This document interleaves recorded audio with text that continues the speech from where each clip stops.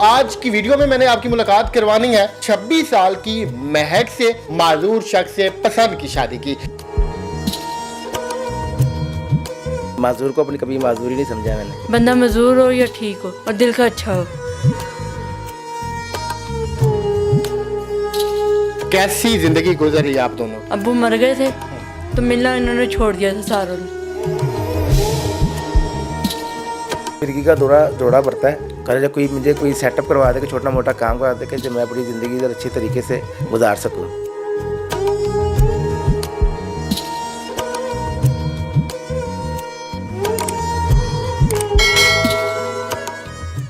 अस्सलाम वालेकुम, आप देख रहे हैं औसाफ डिजिटल। मैं हूं ज़ुबैर अवान। नाज़रीन, हमारे यहाँ कई नौजवानों की उम्रें शादी की सिर्फ इसीलिए गुजरती जा रही हैं कि वो अच्छे रिश्तों की तलाश में रहते हैं, उन्हें अच्छे रिश्ते नहीं मिल पाते और वो कंवारे रहते हैं।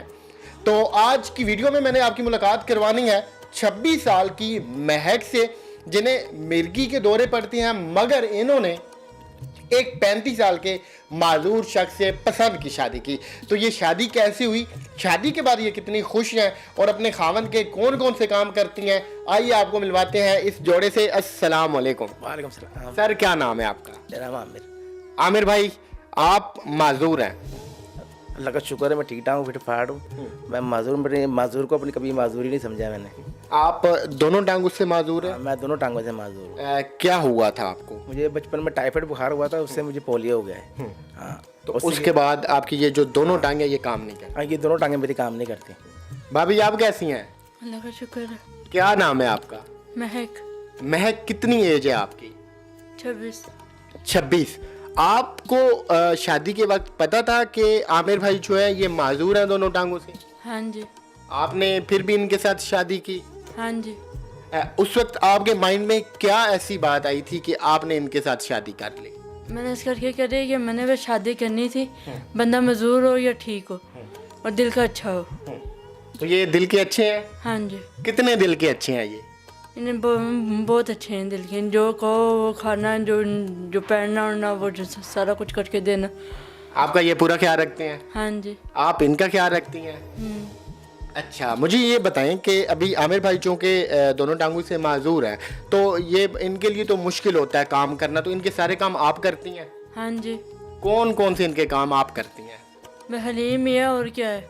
हलीम? हाँ, हलीम बना के इनको देती हैं? हलीम और कोफ्ते।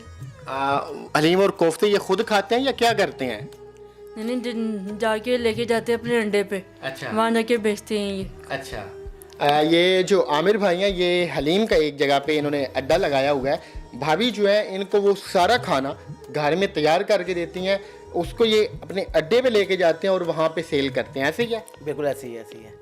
कैसी ज़िंदगी गुजर रही है आप दोनों की? बस शुक्र है, बस अपनी दाल रोटी कमा लेते हैं इंशाल्लाह। वहाँ से यहाँ से जाता हूँ बड़ी मुश्किल से, यानी कि मैंने दुकान लेके जाना था दुकान पर, तो वहाँ पे भी अड्डा लगाता हूँ, तो वहाँ से इतनी मुश्किल पड़ जाती है। आजकल का जो दौर जा रहा है उस हिसाब से तो बहुत मुश्किल है।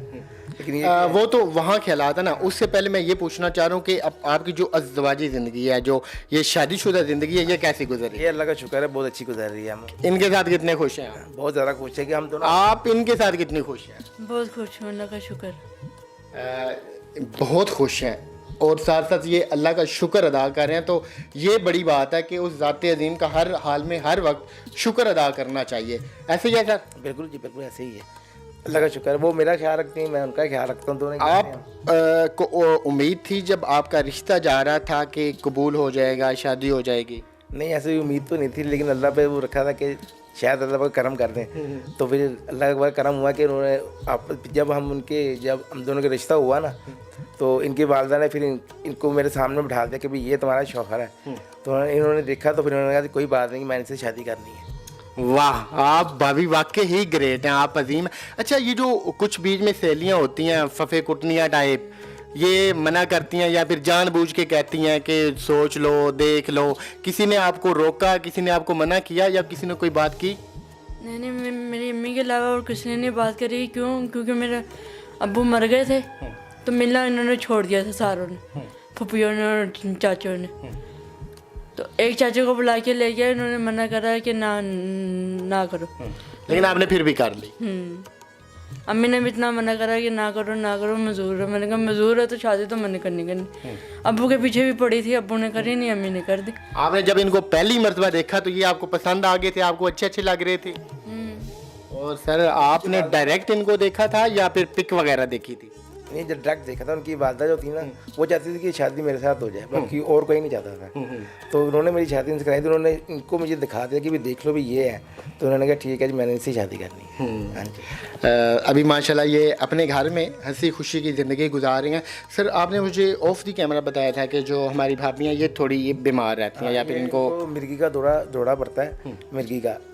तो बस इनको ये कोई दिमाग में कोई नस ऐसी होती है कि जब ये बचपन से ऐसे ही है इनके साथ ना, कि जहाँ मर्जी गिर जाते हैं इनके हाथ पैर मुड़ जाते हैं, इनको नहीं पता होता क्या हो रहा है क्या नहीं हो रहा। पर जब गिर गई हैं तो बस वो 15-20 मिनट फिर वो उसके बाद जाके ना फिर ठीक होती हैं ये।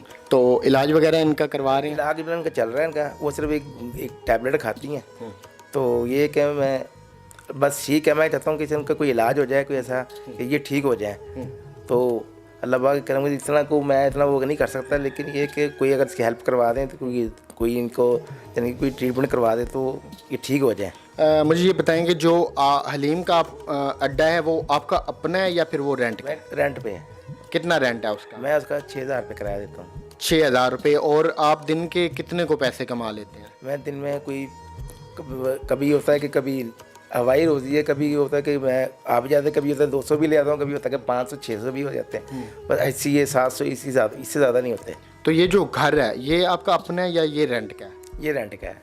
ये रेंट का है। तो अभी आपकी सबसे बड़ी ख्वाहिश क्या है कि आपके लिए क्या होना चाहिए या फिर आपके लिए क्या करना चाहिए?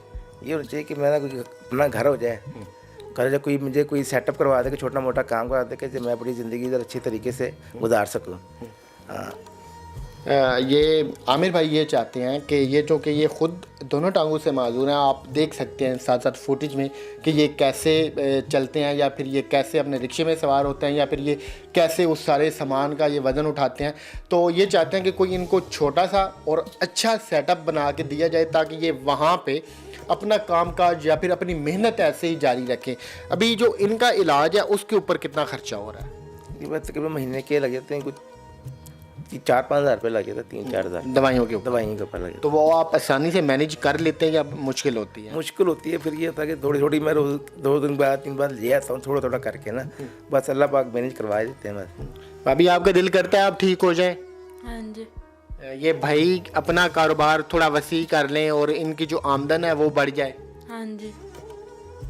हाँ जी। तो अभी आप में से कोई शख्स ये अपनी मर्ज़ी से हम इनका नंबर देंगे आमिर भाई का, आप चाहें आप इनसे मिल सकते हैं, आप इनसे मुलाकात कर सकते हैं। जो इन्होंने छोटा सा अड्डा लगाया हुआ है आप वो देख सकते हैं। उसके बाद कोई आप में से अपनी मर्ज़ी से इनके लिए कुछ भी करना चाहे तो इनका इलाज करवा दें, जो इनको दौरे वगैरह पड़ते हैं उससे ये ठीक हो जाए।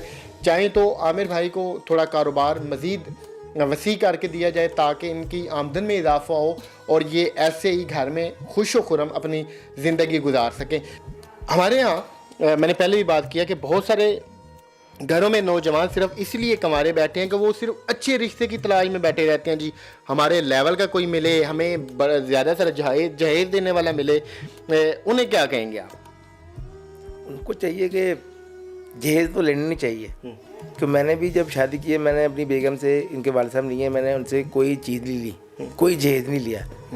और मैंने इनसे कोई उनको मैं ये कहूँगा कि ऐसी शादी कर ले मगर जहेज कोई ना ले, कि मैंने इनसे कोई चीज़ नहीं ली। जो कुछ किया है बस थोड़ा बहुत वो मैंने अपने आप से ही किया है सारा कुछ। एक सवाल आया था, आप पढ़ी लिखी भी हैं? नहीं, मैं नहीं पढ़ी लिखी। अच्छा, ये जो इन्होंने जहेज वाली बात की इन्होंने ठीक बात की है? हाँ जी। जहेज नहीं लेना चाहिए ना? नहीं। जहेज बुरी चीज़ है? बिल्कुल जी। ये जो जहेज है ये एक बड़ा मसला है हमारे यहाँ। हमें ये बस ये रहता है कि हमने शादी करनी है तो उस घर में करनी है जहाँ से हमें ट्रक भर भर के जहेज दिया जाए। तो बहरहाल हम इतना ही कह सकते हैं कि इस चीज़ से बचें, टाइम पे अपने बच्चों की शादियाँ करें।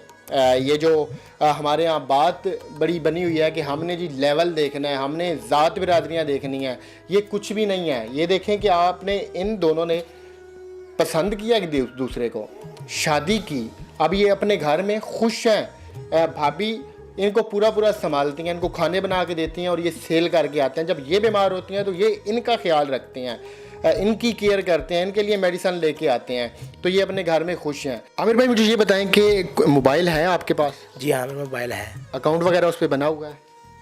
अकाउंट वगैरह बना हुआ है। क्या नंबर है आपका? मेरा नंबर है 0322 420 43 85। दोबारा बताएं। 0322 420 43 85। ये आमिर भाई का नंबर है। आप में से कोई इनसे रब्ता करना चाहे तो आमिर भाई को कोई कारोबार थोड़ा वसी करवा दें, चाहे तो हमारी इस बहन का इलाज करवा दें, तो आप इनसे रब्ता कर सकते हैं। आप अपना इत्मीनान करें, उसके बाद जितनी भी हेल्प हो सके इनके लिए इनकी कीजिएगा। तो हमारी दुआएं इनके साथ हैं। मिलते हैं किसी और वीडियो में। अल्लाह हाफ़िज़।